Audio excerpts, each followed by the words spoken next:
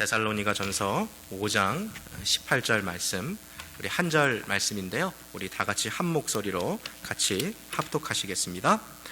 범사에 감사하라. 이는 그리스도 예수 안에서 너희를 향하신 하나님의 뜻이니라.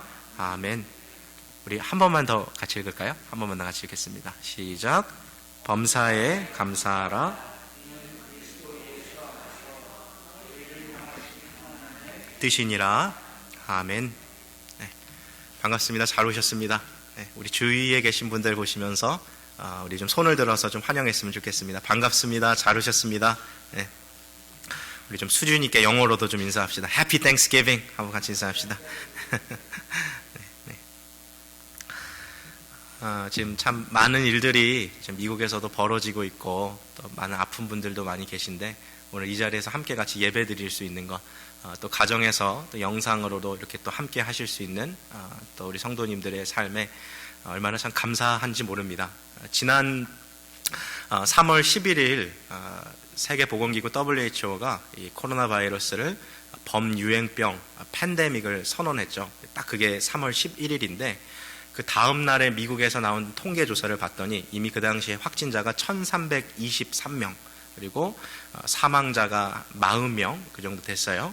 3월 12일 상황이 그랬는데 지금 약 8개월이 지금 지난 이상해서 보니까 지금 미국만 해도 확진자가 1200만 명이 넘었더라고요. 사망자가 25만 명이 이제 넘어섰는데 엄청난 숫자입니다. 전쟁을 치러도 정말 이렇게 많은 사람들이 죽는 그런 전쟁 별로 없는데 엄청난 숫자죠.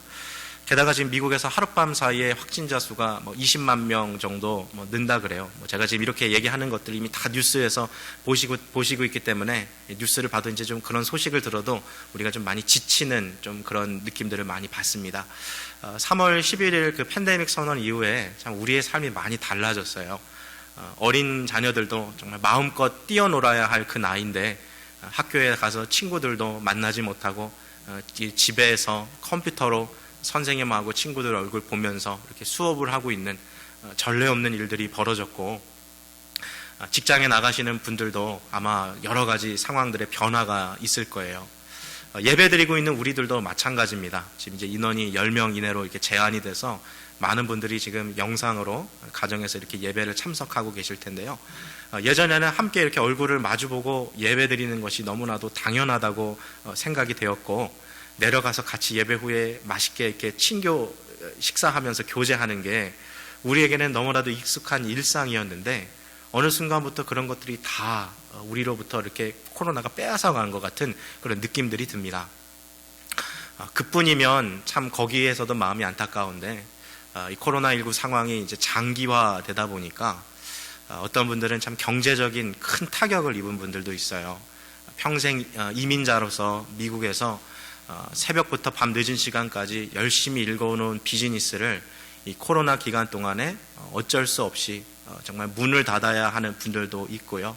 또 많은 분들이 지금 비즈니스에 어려움이 있어서 큰 경제적인 타격을 입은 분들도 있습니다. 또 주변에도 아마 이제 코로나로 인해서 아픈 분들도 조금씩 더 소식들이 들리는 것 같아요. 지금 일리노이 주도 보니까 이 코로나로 인해서 죽은 사람이 총 10,000명이 넘었더라고요.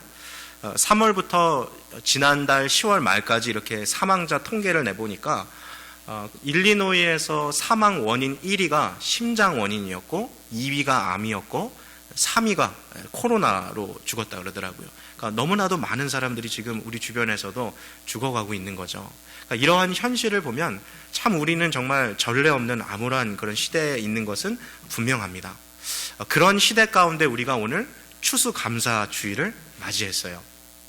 오늘 우리가 함께 읽은 이 데살로니가 전서 5장 18절에 하나님은 범사에 감사하라고 말씀하셨는데 설교를 준비하는 제 마음도 이렇게 가볍진 않아요. 많이 무거웠어요. 이렇게 힘들고 어려운 상황에 있는 우리 성도님들에게 이 말씀을 우리가 함께 읽고 나눈다면 어떻게 보면 이게 참 허황된 이야기 같이 들리지 않을까. 아니 내 상황도 모르고 어떻게 그렇게 감사하라고 말할 수 있습니까? 아니 목사님 이 말씀 너무 뜬구름 잡는 이야기 아닙니까?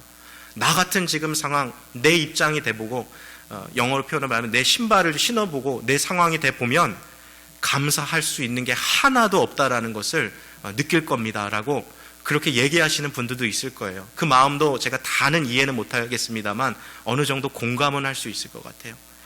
경제적으로도 너무 어렵고 지금 가정에 아픈 분들도 있고 힘들고 어려운 분들도 있는데 이 감사라는 이 메시지가 우리에게 피부로 이렇게 와닿지는 않는 거죠. 그렇다면 오늘 우리가 처해 있는 현실과 오늘 이 말씀으로 우리에게 다가오시는 이 하나님의 이 메시지를 우리가 이 간극을 오늘 좀 채울 수 있는 시간이 되었으면 좋겠어요. 내 현실과 말씀은 너무 동떨어져 있다 이렇게 생각할 것이 아니라 과연 나의 이 힘들고 어려운 이 현실 속에 하나님의 말씀을 어떻게 적용해 나갈 것인가가 오늘 우리 이 메시지 가운데서 해결해야 될 숙제인 거죠. 이걸 너무 어렵게 풀려고 하지 말고요. 하나 우리가 일상적으로 겪고 있는 하나의 현상을 통해서 좀 설명을 해보고 싶어요. 최근에 혹시 감기 걸리셨던 분 계십니까? 우리 다 감기를 일평생 한 번쯤은 다 걸려보지 않았겠어요? 몸살을 걸리든 아니면 병원에서 어떤 큰 질병에 걸려서 누워있든 간에 사람의 몸이 병이 걸리고 아프면 나타나는 증상 중에 하나가 입맛이 사라지는 거죠. 평상시 정말 고봉밥처럼 우리 머슴밥이라 그러죠. 그 밥처럼 많이 막 먹던 사람도 몸이 이상이 생기고 아프면 밥맛이 떨어지는 거예요. 아무리 막 산의 진미를 다 갖다 줘도 먹기가 싫은 거죠. 이 몸도 피곤하고 식탁에 앉아있는 것도 너무 힘들고. 우리 어린 자녀들도 몸이 아프면 밥 안 먹으려고 그러거든요. 그런데 우리 부모님이 그래도 애야 아서라 그래도 먹어야지. 우리 한국 사람들 자주 쓰는 말로 밥 힘으로 밥 먹고 힘내는 거야. 아플수록 더 먹어야 되고 아플수록 더 밥 꼭꼭 씹어 먹어라. 우리 그 이야기 많이 듣지 않았습니까? 또 우리들도 우리 자녀들에게 그런 이야기들을 해주고요. 마치 그런 상황과 비슷한 것 같아요. 우리가 밥맛이 없다고 몸이 아프다고 입맛이 없다고 밥을 안 먹으면 몸이 어떻게 돼요? 더 허약해질 수밖에 없죠. 그러나 입맛이 없고 또 몸이 지금 힘들어도 꾸역꾸역 그렇게 밥을 먹어가면 결국엔 그 밥 힘으로 몸이 더 건강해지는 것을 보게 되죠. 마찬가지로 우리의 상황도 그래요. 감사할 수 있는 지금 상황이 아니에요. 감사할 수 있는 환경도 아니고 내 주변에 봐도 감사의 요소가 하나도 없어 보이지만 마치 그 아픈 몸을 이끈 그 환자가 꿋꿋이 밥을 먹으면 그 밥 힘으로 살아나듯이 우리의 영혼 가운데 지쳐있고 또 슬픔이 있고 눈물이 있지만 그 가운데서도 하나님이 가르쳐 주신 이 생명의 원리를 가지고 하나님 앞에 감사의 기도를 올려드릴 때, 하나님 앞에 감사의 찬양으로 나아갈 때 우리의 삶의 새로운 생명력이 이렇게 동트는 것을 우리가 경험하게 되는 것이죠. 하나님이 우리가 고난받는 것을 모르시는 분이 아니에요. 하나님은 우리가 겪고 있는 모든 아픔을 이미 다 함께 공감하고 계시고 주님도 가슴 아파하고 계세요. 그래서 이 고통의 터널을 함께 주님과 나아가는 방법, 지금 죽어가는 우리의 영혼이 다시 살아나는 방법이 마치 아파도 밥을 계속해서 먹어야 되듯이 하나님이 가르쳐 주신 이 생명의 원리인 감사의 삶을 통해서 우리의 영혼이 다시 살아나는 것들을 우리 한번 같이 경험해 보았으면 좋겠습니다. 그래서 오늘 이 말씀을 통해서요, 우리의 삶에 실질적으로 감사할 수 있는 그런 삶의 요소들을 제가 3가지를 함께 나눌 텐데요. 설교 오늘 제목이 뭐예요? 감사 1, 2, 3입니다. 제가 좀 언어 유희를 했어요. 원래 1, 2, 3인데 마지막 3번째 삶은 life, 삶이에요. 그래서 제가 앞자를 좀 따서 1, 일상에 대해서 감사하라. 2, 이제까지 도우신 은혜에 감사하라. 3, 삶의 모든 순간에 감사하라. 가능하면 이거 좀 이렇게 가슴에 좀 새기시고요. 남아있는 한 해 동안 이렇게 같이 했으면 좋겠어요. 자, 저를 한번 좀 따라해 봅시다. 한번 봅시다. 1이 뭐였어요? 1, 일상에 대하여 감사하는 것. 2는 뭐죠? 이제까지 도우신 은혜에 감사하는 것. 3은 뭐예요? 삶의 모든 순간에 감사. 그래서 남은 2020년 동안에 1, 2, 3 발음 잘 하셔야 돼요. 3. 이 3가지의 태도로 우리가 감사했으면 좋겠어요. 자, 첫 번째 1 무엇이었죠? 일상에 대해서 감사하는 거예요. 많은 사람들이 감사하면 큼직한 것들을 생각할 때가 많아요. 남편이 승진해서 감사합니다. 우리 자녀가 좋은 대학교 가서 감사합니다. 우리 자녀가 좋은 배우자 만나서 결혼해서 감사합니다. 좋은 직장 취직해서 감사합니다. 뭔가 이렇게 일생에 한 번, 한두 번 있을 만한 일들을 놓고 우리가 감사할 때가 많은데, 사실 그렇게 큼직한 일들만 있을 때 감사하는 사람은 삶에 별로 감사할 요소들이 없을 거예요. 왜 그렇죠? 우리의 일상이라는 것은 사실 자그마하고 평범한 일들로 구성되어 있는 것이 우리의 삶이거든요. 네, 놀라운 하나의 영적인 원리가 여기 숨어 있는데 저를 한번 따라해 주시겠습니까? 화면에 한번 보여주시고요. 같이 읽겠습니다. 시작. 작은 감사가 큰 감사를 낳는다. 한 번만 더 읽어볼까요? 작은 감사가 큰 감사를 낳는다. 네, 저는 이게 우리의 일상에 숨어 있는 신비라고 생각을 해요. 작은 것들, 평범해 보이는 것들, 사실 보면 저 사람도 가지고 있고 또 다른 사람들도 가지고 있고 나도 있는 건데 누구나 누리고 있는 것 아닌가 싶은 것일 수 있는데, 그런 것 한 가지 한 가지에 감사하는 사람에게 하나님은 더 큰 감사를 주시는 거죠. 한번 이런 예를 좀 들어볼까요? 우리가 교회에서 이 주일학교 어린이에게, 우리 나이 많으신 분들 이렇게 주머니 보면은 사탕하고 초콜릿 갖고 다니시는 분들이 있거든요. 근데 이 어린아이가 너무 기뻐가지고 이 주머니에 있는 사탕을 하나 이렇게 딱 꺼내줬는데, 이 아이가 사탕을 받고 권사님 땡큐, 집사님 땡큐 그러면 다음에도 이 애 보면은 또 주고 싶어요. 사람 마음이라는 게. 얘가 귀엽잖아요. 근데 내가 있는 거, 내가 먹으려는 거 이게 안 먹고 이 애한테 딱 줬는데 이게 뭐야? 이런 식으로 아이가 반응하면 난 다음부터는 쟤는 주지 말아야겠다, 이렇게 드는 것이 우리 사람의 마음 아니겠습니까? 부모가 자식에게 무언가를 줘도 감사할 줄 아는 자녀에게 부모가 더 기쁨으로 주기 마련일 겁니다. 하나님 아버지도 마찬가지세요. 우리의 삶에 주어진 은혜들의 작은 것처럼 보일지라도 그것에 하나님 땡큐, 하나님 감사합니다 라고 말할 수 있는, 또 그렇게 하나님 앞에 감사를 올려드릴 수 있는 자들에게 하나님은 더 큰 감사의 은혜를 베풀어 주시는 것이죠. 참 2020년은 정말 참 다사다난한 한 해 같아요. 여러 가지 사건들이 있었어요. 미국도 코로나도 있고 대선도 있고 있었지만, 그 중에 또 하나 큰 게 바로 저 캘리포니아 주에 있었던 와일드파이어, 산불이 미국 역사상 가장 큰 산불로 지금 기록되고 있거든요. 제가 이렇게 좀 자료를 좀 조사해 보니까 지금 이 산불로 인해서 무너진 건축물이 8,200개가 넘는다 그래요. 산으로 불로 인해서 전소된 건물들이, 가정집을 빼고 그냥 일반 비즈니스 건물들이나 일반 건축물들을 말하는 거예요. 그러면 사람들이 먹고 자고 했던 그런 하우스, 홈, 사람들이 그렇게 살고 있던 그 가정집들은 몇 개가 불탔나 봤더니 총 5만 3천 개 이상이 불탔더라고요. 어마어마한 숫자예요. 그 가정에 한 사람이 사는 게 아니라 두 사람, 세 사람, 네 사람 상당하면 20만 명, 30만 명 이상의 사람들이 자기의 집을 그냥 불로 하룻밤 아침에 그냥 길거리에 내앉게 된 거죠. 여러분, 그런 사실을 우리가 생각해 보면 오늘 이 예배 마치고 이따가 해가 지고 저녁이 되면 내가 편안한 보금자리에 누워서 오늘 잠을 잘 수 있다는 그 사실 하나만도 여러분 얼마나 감사한 이유가 됩니까? 정말 감사할 이유가 우리에게는 얼마나 많은지 몰라요. 지난 11월 20일 이틀 전 금요일 그 기준으로 제가 보니까 지금 미국의 지금 일리노이 주에 지금 코로나로 인해서 병원에 있는 환자 숫자가 6천 명 정도 되거든요. 조금 넘어요. 6천 명 이상. 그 중에 금요일 기준이에요. Intensive Care Unit, 중환자실이라 그러죠. 우리나라 말로.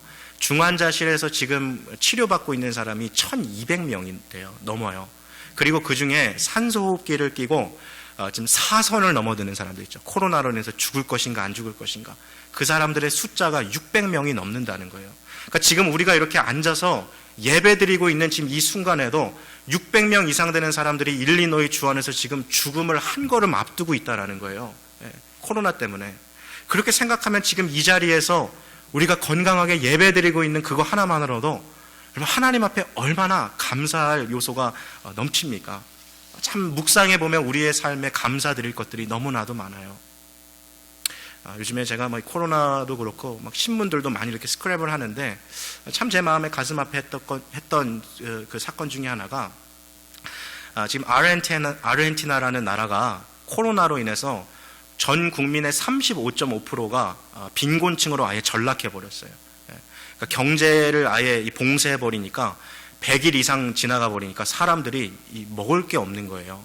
그래서 지금 전 국민의 35.5%면 엄청난 숫자거든요. 그러니까 뉴스 인터뷰하는 것들을 이렇게 보니까 코로나 이전에 대형 호텔에서 번듯하게 이렇게 직장 갖고 살아갔던 사람이 3개월 동안 이 호텔 문이 닫아버리니까 집 렌트비를 못 내는 거예요. 그래서 자기 그 아내랑 그 유치원 초등학생 되는 어린아이들 손 붙잡고 길거리로 나왔는데 지금 아르헨티나의 부에노스아이레스 거기에 지금 길거리에요. 수많은 노숙자들이 생겼어요. 근데 이 사람들이 원래 노숙자가 아니라 몇 달 전만 해도 집에서 반듯하게 직장 다니고 아이들 학교 다니고 있었던 그런 가정들인데 다 이 노숙자 신세로 전락한 거예요. 식당에서 웨이터 하는 사람들도 지금 식당 문이 닫으니까 먹고 살 길이 막막해진 거죠. 더 심각한 거는 이제 날씨가 추워지니까 노숙하다가 객사하는 사람들이 넘쳐나는 거예요. 그 중에는요, 나이가 많은 노인도 있지만 방금 제가 얘기 드렸던 유치원 어린아이들도 있는 거예요. 그런 끔찍한 일들이 벌어지고 있는 거죠. 부에노스아이레스 이 시에서 이거를 그냥 두고 볼 수가 없어가지고 시 정부 차원에서 방한복을 나눠줬어요. 제발 얼어 죽지 말라고. 그리고 빵 조그만 것들 몇 조각을 계속 나눠주면서 이거라도 먹고 버티라고 지금 그러고 있는데도 오늘 밤에도 누군가는 그렇게 죽어나갈 그 도시에 지금 살아가고 있다는 것이죠. 참 이런 기사들을 보면서요, 우리가 정말 감사할 것이 얼마나 많은가라는 것을 다시 한번 생각하게 된다는 거예요. 원래는 지금 교회력으로 따지면 지난주가 사실 추수감사주일이에요. 한국에서는 많은 교회가 이미 추수감사주를 보냈고 저희는 미국에 있다 보니까 추수감사절이 이번 주에 있어서 저희는 추수감사주를 예배를 드리는데 그래서 지난주에 제가 이렇게 예배 전에 이렇게 강단 뒤에 와서 무릎 꿇고 오전에 아무도 없을 때 이렇게 기도하고 이렇게 예배를 준비하는데요. 정말 마음 가운데 막 감사가 너무 넘쳐나는 거예요. 처음에 기도 시작하기 전에는 저도 나 왜 이렇게 가진 게 없을까? 나 왜 이렇게 오랫동안 이렇게 해놓은 게 없을까? 이렇게 이루어 놓은 일이 없을까? 막 그렇게 마음이 좀 좌절되고 무너지는 마음들이 있었는데 무릎 꿇고 기도하면서 제가 앞서 이야기했던 이 내용들과 같이 상황들을 보니까 나도 정말 감사할 게 많은 사람이구나. 지나온 삶을 보니까 하나님이 나를 먹여주셨고 하나님이 나를 정말 입혀주셨고 내가 여태까지 쓸 모든 것들을 하나님이 충분하게 채워주신 이거 하나만 해도 나는 너무나도 복된 사람이구나라는 것을 깨달으니까요. 찬양이 막 그냥 거저나오고 기도하는데 하나님 앞에 너무 감사한 그 제목들이 막 나오는 것 같아요. 여러분 정말 우리의 삶 가운데 일상 속에서 감사할 수 있는 저와 여러분 되시기를 바랍니다. 정말 감사할 것이 없다고 생각해 보면 병원의 중환자실에 누워있는 사람들을 한번 생각해 보세요. 응급실에 실려가고 있는 그 많은 사람들 생각해 보세요. 지금 내가 살아 숨쉰다는 거, 두 발로 걸어 다닌다는 거, 이렇게 내가 일상을 살아가고 맛있게 밥 먹고 따뜻한 잠자리에서 하루를 마감할 수 있다는 것, 이것 자체가 우리에게 있어서는 너무나도 큰 감사의 은혜인 거예요. 저를 한 번만 더 따라해 주셨으면 좋겠어요. 화면에 한번 보여주시고요. 일상의 감사가 일생의 감사가 된다. 기억하세요. 일상 속에서 감사하는 사람은 일평생 감사가 넘치는 삶을 살 수 있다는 거예요. 일상에 감사하는 습관 가지시길 바랍니다. 오늘 감사 1, 2, 3이죠. 그 중에 1이 뭐예요? 일상에 대하여 감사하라. 그 일상에 대한 감사를 회복하셔서 일평생 감사하는 삶이 넘치는 저 여러분 되시기를 다시 한번 주님의 이름으로 축복합니다. 자, 두 번째는 뭐예요? 이제까지 도우신 은혜에 감사하라 이거예요. 우리의 두 눈은 분명히 이렇게 앞을 보게 얼굴의 앞쪽에 달려있지만 그렇다고 인간이 늘 앞만 보고 살아가는 존재는 아닌 것 같아요. 지나온 시간들을 우리는 돌아볼 때도 있고 내 인생이 어떻게 이렇게 살아왔는지를 한번 이렇게 되새겨 볼 수 있는 시간이죠. 오늘 이 추수감사주일인데요. 사실 이 이름에도 기록되어 있으시듯이 원래는 이 유래가 농부 아저씨들이 한 해 동안의 농사를 짓고 추수하면서 그 하나님의 은혜에 감사하는 것이 이 절기 아닙니까? 근데 한번 생각해 봅시다. 이 농부가요, 성실한 농부였어요. 한 해 동안 정말 땀으로 눈물로써 남들 잠잘 때 아직 동이 트지 않은 그 새벽에 나가서 밭을 일구고 씨를 뿌리고 그렇게 열심으로 그것을 가꾸었는데, 이제 한 가지 요소가 남아있어요. 그게 뭐예요? 하늘에서 비를 내려줘야 되거든요. 아무리 농부가 정성 어리게 그 논밭을 가꾼다 할지라도 하늘에서 비가 내리지 않으면 그 한 해 농사는 흉년이 되고 그 모든 수고가 헛되어지는 거죠. 하나님께서 우리를 도와주지 않으시면 수고하는 자의 모든 수고가 헛되는 거죠. 너희가 일찍 일어나며 늦게 누우며 수고의 떡을 먹음이 헛되도다. 여호와께서 지키시지 않으면 파수꾼의 경성함이 허사로다. 성경이 그렇게 얘기하고 있잖아요. 어찌 그 농사 짓는 일만 그러겠습니까? 우리 일도 마찬가지인 것 같아요. 유심히 저희 교회도 그렇습니다만 우리 주변에 있는 이웃들을 한번 유심히 이렇게 살펴보세요. 어떤 분들은 정말 열심히 사는 분들이 있어요.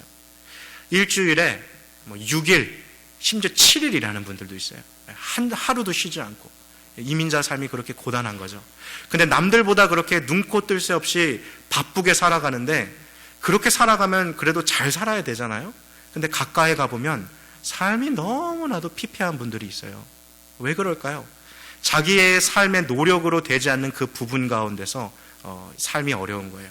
예를 들자면 갑자기 예기치 않은 교통사고를 당해서 가족 중에 큰 병원에 가서 치료를 받아야 돼서 예기치 않은 그런 지출이 생기거나, 아니면 가정 가운데서 어떠한 또 여러 가지 문제가 있어서 내 자녀의 문제든지, 아무리 열심히 살아가도 이 밑 빠진 독에 물 붓는 것처럼 삶이 그렇게 어려운 분들이 있더라고요.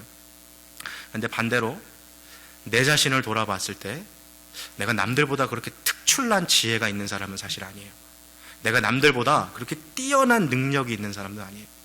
내가 남들이 가지고 있지 않은 어떤 특출난 기술을 소유한 사람도 아니에요. 근데 나의 일생을 돌아보니까 놀랍게도 모든 것들이 마치 퍼즐 조각이 착착착착 맞춰지는 것처럼 내 인생의 한 걸음 한 걸음이 놀랍게 지금 이 자리까지 있는 게 우연의 일치처럼, 마치 누군가가 나에게 준 선물처럼 느껴지는 분들이 있을 거예요. 그게 뭡니까? 우리는 그것을 은혜라고 하는 거죠. 은혜. 내가 컨트롤할 수 없는 그 영역들이 분명히 있거든요. 그러한 부분들 가운데 하나님께서 놀랍게 우리를 보살펴 주시고 도와주신 은혜가 있다라는 것을 기억하게 되는 거죠. 지나온 시간들을 한번 좀 돌아보십시오. 2020년도 그렇습니다만 이민 생활을 시작하시는 그 순간들부터 지금까지의 삶도 한번 돌아보세요. 분명 하나님이 내가 컨트롤할 수 없는 그 영역까지도 주님께서 세미하게 주님께서 채워주셨고 돌보아 주셨고 보호해 주셨다라는 것을 고백할 수밖에 없는 것이죠. 네. 여러분, 우리가 일평생 살면서 밥을 몇 끼쯤 먹을까요? 사람마다 좀 편차가 있겠습니다만 1년에 먹는 그 밥의 끼니 수를 한 1000끼로 한번 생각을 해봅시다.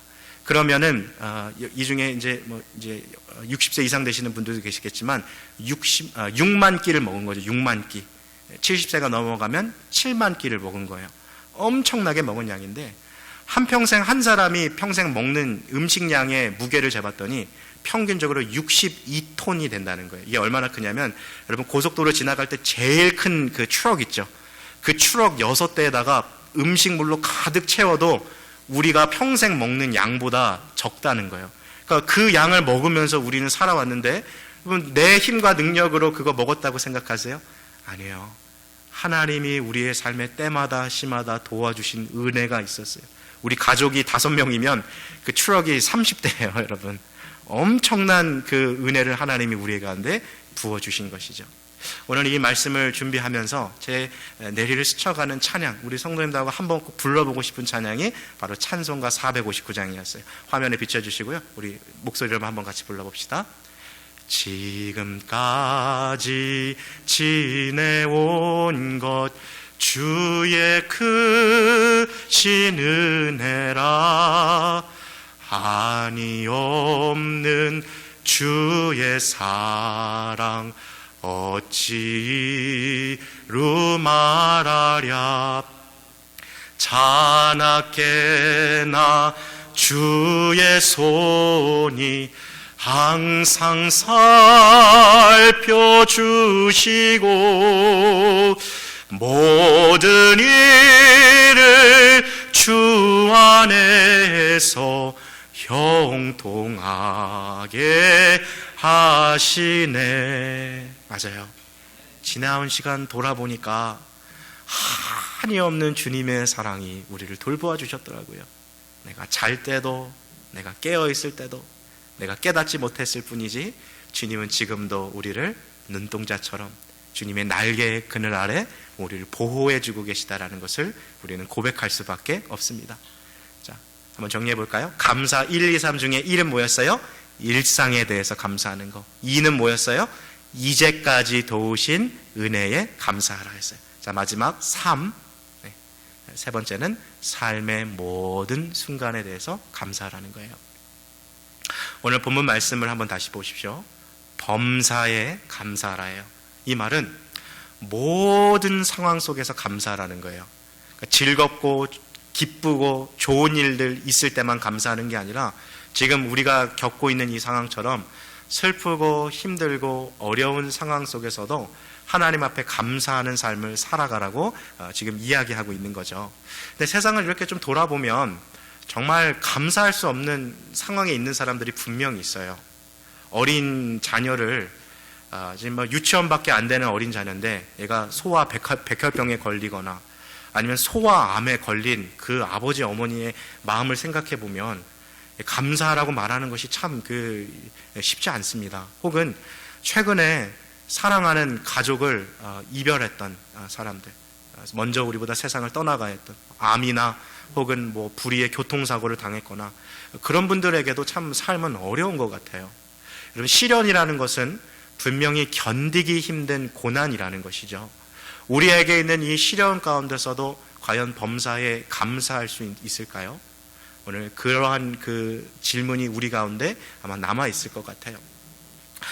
시련이라는 것, 시험이라는 것, 세상 사람들에게는 그것이 단순한 고통처럼 여겨질지 모르겠지만 하나님의 백성, 주님의 자녀에게는 시련은 숨겨있는 선물과도 같고 또 하나님의 숨겨있는 은혜와도 같아요. 그래서 이렇게 한번 정리해보고 싶은데요. 한번 화면을 보시고요. 한번 같이 읽겠습니다. 시작. 시련이란 보자기에 쌓인 하나님의 선물이다.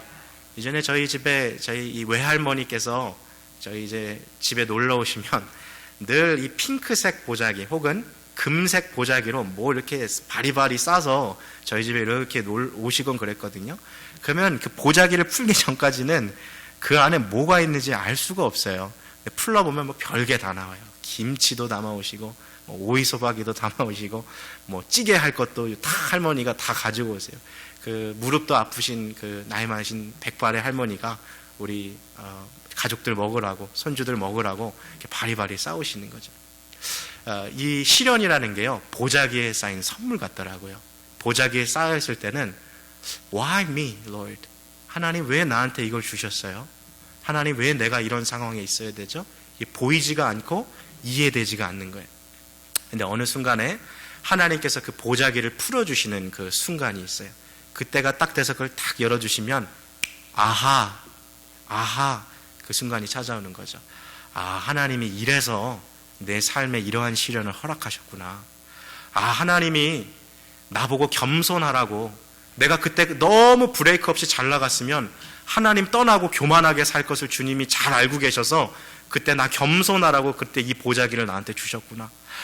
그때 나에게 하나님 더 간절히 찾으라고, 눈물 가운데 무릎 꿇고 하나님 만나라고 하나님이 나에게 그 시련의 보자기를 주셨구나 하는 것을 하고 깨닫는 순간이 우리에게 찾아온다라는 거예요. 시련은요 정말 폭풍우처럼 찾아오더라고요. 막 흔들리면서 우리를 가만히 두지 않고 우리의 인생이 막 뿌리 뽑힐 것처럼 느껴지는데, 신기한 것은요, 이렇게 가을철 바람이 불고 이 겨울철 이 막 센 바람이 불어서 나무들이 흔들릴 때 한 가지 신비한 자연의 현상은 나무가 흔들리고 꽃이 흔들리는 그때 오히려 뿌리가 더 깊어진다라는 거예요. 마찬가지로 우리의 삶의 겉으로 볼 때는 시련이 우리의 삶을 흔들고 있는 것처럼 보여도 하나님은 우리 속에 있는 영혼의 믿음의 뿌리를 더 깊게 받고 계시다라는 것을 우리가 훗날 지나고 나서 깨닫게 되는 거죠. 성경을 유심히 읽어보니까요, 아브라함, 야곱, 요셉, 다윗, 다니엘, 모든 사람들이 이 시련의 보자기를 받았어요. 처음에는 이해할 수 없었어요. 하나님, 왜 내가 이런 고난을 당해야 되죠? 왜 내가 애굽의 노예로 팔려가야 되죠? 왜 내가 사자굴에 들어가야 되죠? 왜 내가 사울왕을 피해 도망자 신세로 살아야 되죠? 때로는 10년 동안, 때로는 정말 평생에 가깝게 고난을 당하지만 시간이, 시련이 다 지나가면 하나님께서 그 보자기를 풀어주시는 순간이 분명히 찾아온다는 거예요. 오늘 이 자리 가운데 저와 함께 이 말씀을 듣고 계신 분들 중에도 분명히 이 추운 시련의 이 보자기를 지금 받고 계신 분 계실 거예요. 내가 지금 막 풀고 싶을 거예요. 빨리 풀어서 도대체 이 의미가 뭔지, 왜 내가 이 고난을 당해야 되는지 하나님 좀 알려주세요. 설명해 주세요. 깨닫게 해주세요. 이걸 풀고 싶지만 이 시련의 보자기는 하나님만이 풀어주실 수 있어요. 그래서 그때까지는 우리가 기다리는 것이 중요합니다. 이야기만 하나 하고 마칠까요? 이렇게 시장에 이렇게 생선가게에 가보면 명태를 이렇게 팔잖아요. 근데 초등학생 10명, 100명을 앞에 놓고 명태를 보여주고 황태를 보여주면 애들에게, 야, 이게 같은 물고기니? 물으면 애들이 전혀 다른 건데요, 이렇게 말해요. 원래 사실은 같은 거잖아요. 명태를 추운 겨울날 밖에 걸어놓고 이 추운 날씨 가운데 얘가 얼었다가 녹았다가 반복하면서 말라지면서 그게 황태로 바뀌는 거거든요. 근데 추운 겨울 날씨가 너무 따뜻하면 이 황태의 이 생산율이 확 떨어져요. 근데 겨울 바람이 추울수록, 겨울이 유난히 유독 찬바람이 있을수록 이 명태의 이 품질이 확 올라가게 되는 거죠. 명태가 비쌉니까? 황태가 비쌉니까? 우리 주부 집사님들, 권사님들. 황태가 더 비싸잖아요. 왜 그러죠? 그 추운 그 겨울의 시련을 이긴 가치가 더해지는 거죠. 초등학생들이 보면 전혀 다른 것 같아요. 색깔도 다르고요. 먹어보면 맛도 달라요. 시련이라는 것이 우리의 삶에 그런 요소들을 불러일으키더라고요. 2020년도 어떻게 보면 정말 우리는 추운 겨울바람을 정말 맞은 것 같은 그런 인생을 살아가고 있는지도 몰라요. 그러나 나도 모르는 사이 나의 영성의 색깔을 하나님이 바꾸시는지도 모르겠어요. 이전보다 하나님을 더 찾아가는 인생으로, 또 이전에 보다도 더 맛깔나는 신앙생활로 하나님 붙들고 살아가라고 주님이 우리를 붙드시고 있는 그 한 해를 우리는 통과하고 있는지도 모르겠습니다. 그렇게 생각하면 정말 삶의 모든 순간에도 우리는 하나님 앞에 감사할 수 있는 것이죠. 말씀을 좀 맺겠습니다. 감자 한 쪽을 땅에 심으면 감자 한 60개 정도를 얻을 수 있어요. 벼 한 토를 땅에 심으면 한 벼 180개에서 200개 정도의 알을 얻을 수 있어요. 수박을 하나 심으면 그 수박 한 씨앗에서 수백 개, 수천 개의 씨앗을, 수박을 우리가 얻을 수도 있어요. 황량한 땅에 도토리 하나만 딱 심어놔도 떡갈나무 숲을 만들 수가 있어요. 여러분, 작은 거 하나가 결코 작지 않습니다. 그렇다면 오늘 추수감사주의를 맞이하는 우리들이 하나님 앞에 감사의 씨앗을 찬양으로도 기도로도 그것을 심을 수만 있다면 하나님께서는 그 감사를 통해 더 많은 감사의 열매를 우리의 삶에 맺게 해주실 겁니다. 그런 마음을 소망하시고요, 우리 시간 하나님 앞에 감사하는 시간 됐으면 좋겠습니다. 함께 같이 이 시간에 기도하시겠습니다.